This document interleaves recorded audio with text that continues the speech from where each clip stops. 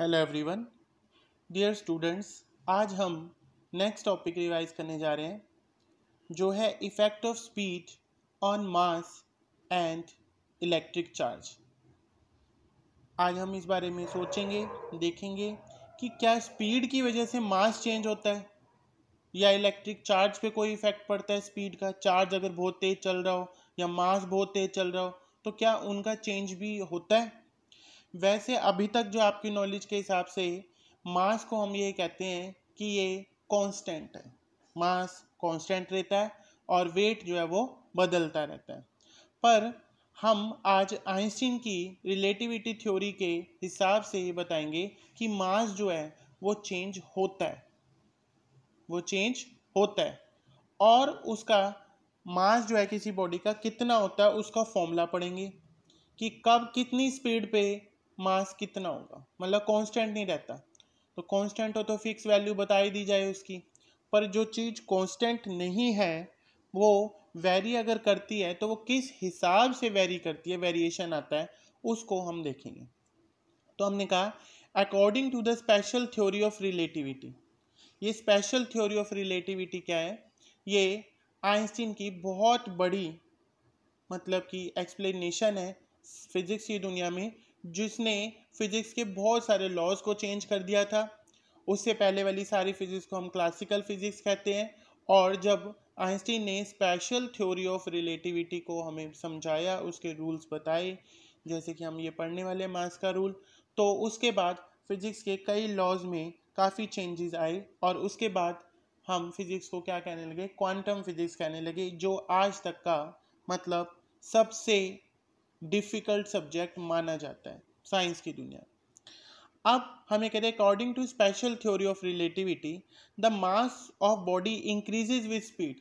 यानी किसी बॉडी का मास बढ़ता है यदि वो बहुत ज़्यादा स्पीड से चलता है, in accordance with the relation. और उन्होंने एक फॉर्मूला डिराइव किया कि जो किसी बॉडी का मास होगा m, वो किसके बराबर होगा? m नॉट, यानी उसका रेस्ट मास। एम नोट क्या है? Rest mass. जब वो पड़ा हुआ यानी जब वो ना चलता हो तब उसका कितना बात, divide by under root 1 minus V square upon C square. V क्या चीज़ है कि अब वो कितना तेज चल रहा है, वो वेलोसिटी उसका स्क्वायर, डिवाइड बाय जितनी वेलोसिटी लाइट की हो। लाइट की वेलोसिटी को हमेशा हम सी सिंबल से डिनोट करते हैं। सी जो है वो क्या है? Speed of light. तो इन फॉर्मूले को कैलकुलेट करके हम उसका डायनेमिक मास यानी चलते हुए उसका कितना मास होगा बॉडी का, उसको कैलकुलेट कर सकते हैं। इसमें जो टर्म्स हमने यूज़ किए हैं उनको देखते हैं हम। जैसे एम नोट क्या है यहाँ पर? Rest mass of the body, यानी वो मास बॉडी का जब वो क्या है? रेस्ट पर है, रुका हुआ। एम जो है वो क्या है? Mass of the body when it is moving with the speed of V. ये वो मास है जब बॉडी जो है वो चल रही है v वेलोसिटी से। c जो है वो क्या है? Speed of light. अब उसके बाद कह रहे हैं as v is less than c, यानी ये जो v है वेलोसिटी वो हमेशा c से तो कम ही होगी, यानी लाइट की स्पीड से तो कोई मास चलता नहीं, तो ये इससे कम ही होगी। तो इसका मतलब क्या हो गया कि अगर ये छोटा नंबर है तो 1 में से कोई 1 से छोटा नंबर माइनस होगा तो प्लस का ही बचेगा, और हम देखेंगे कि m की वैल्यू जो आएगी इस डायनेमिक मास की वो ज़्यादा आएगी, इससे हमेशा क्या आएगी? ज़्यादा आएगी। तो इससे हमें क्या पता चला कि जब कोई बॉडी बहुत ज़्यादा स्पीड पे चलती है तो उसका मास इंक्रीज हो जाता है। m जो है वो m नॉट रेस्ट मास के मुकाबले क्या हो जाता है? इंक्रीज हो जाता है, बढ़ जाता है। कब? जब कोई बॉडी लाइट की स्पीड से तो कम पर बहुत तेज चल रही हो। Also the charge on a body remains constant. और चार्ज के बारे में उन्होंने क्या बताया कि चार्ज जो है बॉडी का वो कुछ, उसको स्पीड से कोई लेना देना नहीं है, वो कोई चेंज नहीं होता and does not change as the speed of the body changes. और जैसे जैसे बॉडी की स्पीड बदलती है इसमें कोई भी बदलाव नहीं आता। किसमें? चार्ज में। तो हमने यही पढ़ना था कि इफेक्ट ऑफ स्पीड देखना था मास का और चार्ज का। स्पीड का इफेक्ट देखना था मास पे और चार्ज पे। तो हमने देखा कि स्पीड का इफेक्ट ये हुआ मास पे कि मास बढ़ता गया, स्पीड के साथ साथ, और इलेक्ट्रिक चार्ज पे कोई इफेक्ट नहीं पड़ता, वो सेम रहता है एज इट इज़। अब हम कुछ डिफरेंसेस पढ़ेंगे कि चार्ज और मास में क्या अंतर है। ये कई बारी वाइवा में जनरली पूछ लिए जाते हैं। जैसे कि चार्ज जो है वो किसी बॉडी पे पॉजिटिव, अगर कोई इलेक्ट्रॉन दे देता है किसी को, उसके लूज हो जाते हैं तो उस पर पॉजिटिव चार्ज आ जाता है, जो ले लेता है उस पर नेगेटिव, और अगर उस पर नेगेटिव पॉजिटिव चार्ज की संख्या बराबर हो जाती है तो नेट चार्ज जीरो भी हो जाते हैं। बट मास जो है इट इज़ ऑलवेज पॉजिटिव, यानी चार्ज जो है वो पॉजिटिव नेगेटिव ज़ीरो हो सकता है, जबकि मास जो है वो हमेशा क्या रहता है, पॉजिटिव ही रहता है। फिर है charge does not changes with velocity. Charge अभी हमने पढ़ा था कि वो वेलोसिटी के साथ चेंज नहीं होता है, जबकि मास जो है वो चेंज होता है with velocity.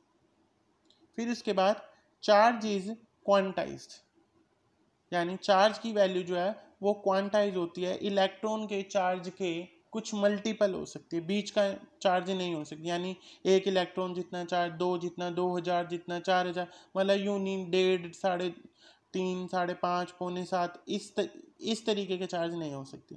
Mass is not quantize, मास कितना भी हो सकता है, 1.5 किलो, 2.5 किलो, पौने 7 किलो, इसकी कोई क्वांटिटी फिक्स नहीं। इसी तरीके से फोर्थ पॉइंट है इलेक्ट्रिक चार्ज रिमेन्स कंजर्व्ड। कल ही हमने पढ़ा था कि इलेक्ट्रिक चार्ज की प्रॉपर्टी है law of conservation of charge, हमने न्यूक्लियर फिजन की रिएक्शन में देखा था कि इलेक्ट्रिक चार्ज जो है कंजर्व रहता है, जबकि mass is not conserved in it में चेंजेस इनटू एनर्जी। मास जो है वो चेंज हो जाता है आसानी से एनर्जी में। जैसे कि मान लो एक एक बोतल में पेट्रोल या कैरोसिन ऑयल है, आपने उसे जला दिया, वो भारी थी, अब जला दिया, खाली हो गई, वो सारा मास कहाँ गया, वो भारी थी इतनी, अब खाली हो गई, वो सारा भार कहाँ गया, ना तो जमीन पे पड़ा वो दिखाई दे रहा है, वो एनर्जी बन के उड़ गया। यानी कि मास जो है वो कंजर्व नहीं रहता, ये चेंज हो जाता है। ठीक है ना।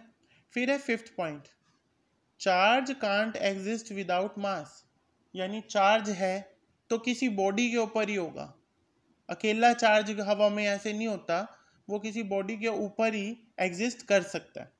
जबकि मास जो है वो एग्जिस्ट करता है विदाउट चार्ज, यानी मास है और उसके ऊपर चार्ज नहीं है, कोई दिक्कत नहीं है, मास तो एग्जिस्ट करता ही करता है। पर ऐसा नहीं है, चार्ज है तो मास जरूर होगा। समझ रहे आप बात, मतलब किसी बॉडी पे चार्ज है तो वो बॉडी एग्जिस्ट करनी चाहिए, और करेगी तभी तो उसके ऊपर चार्ज आएगा। जबकि जो मास है वो एग्जिस्ट करता है पर उसके ऊपर चार्ज है या नहीं है, ये पॉसिबल है कि ना भी हो, या ये पॉसिबल है हो। ठीक है। फिर इसके बाद सिक्स पॉइंट कि unit of charge is coulomb. Charge की जो यूनिट है वो क्या है, कूलम। ये एक डिराइव्ड यूनिट है, चार्ज के फॉर्मूले से, करंट के फॉर्मूले से निकाला गया है, I is equal to Q by T. ये फॉर्मूला आपने 10th में भी पढ़ा है कि करंट जो होता है आई इज इक्वल टू क्या होता है, चार्ज अपॉन टाइम। तो टाइम को लेफ्ट हैंड साइड मल्टीप्लाई कर देते हैं और इसकी यूनिट क्या बनती है, कूलम। जबकि जो एसआई यूनिट ऑफ मास है वो है किलोग्राम। ये एक बेसिक यूनिट है, फंडामेंटल यूनिट है किसकी, मास की जो यूनिट है, जो कि है किलोग्राम। ये एसआई सिस्टम का भी पार्ट है ये वाली यूनिट। तो आज हमने पढ़ा कि effect of speed on mass and electric charge. एक तो ये पढ़ा कि चार्ज का इफेक्ट, मास का इफेक्ट स्पीड के साथ कैसे कैसे बदलता है, क्या होता है। तो हमने देखा था मास बढ़ता गया और चार्ज सेम रहा। फिर हमने पढ़े differences between mass and charge. इसके अंदर हम 6 डिफरेंस पढ़े। पहला कि चार्ज जो है पॉजिटिव नेगेटिव ज़ीरो कुछ भी हो सकता है, मास हमेशा पॉजिटिव। चार्ज वेलोसिटी के साथ चेंज नहीं होता, मास चेंज होता बल्कि बढ़ता है। चार्ज क्वांटाइज्ड होता है और मास क्वांटाइज्ड नहीं होता है। फिर हमने पढ़ा कि इलेक्ट्रिक चार्ज जो है वो कंजर्व रहता है, किसी भी रिएक्शन में मास कंजर्व नहीं रहता, वो एक फॉर्म से दूसरी फॉर्म में क्या हो जाता है, चेंज आसानी से हो जाता है। चार्ज एग्जिस्ट मास के बिना नहीं करता है, यानी चार्ज किसी बॉडी पे तभी होगा जब वो बॉडी एग्जिस्ट करती होगी, जबकि मास खाली एग्जिस्ट कर सकता है, मास है पर चार्ज नहीं है, ऐसा हो सकता है किसी बॉडी पे।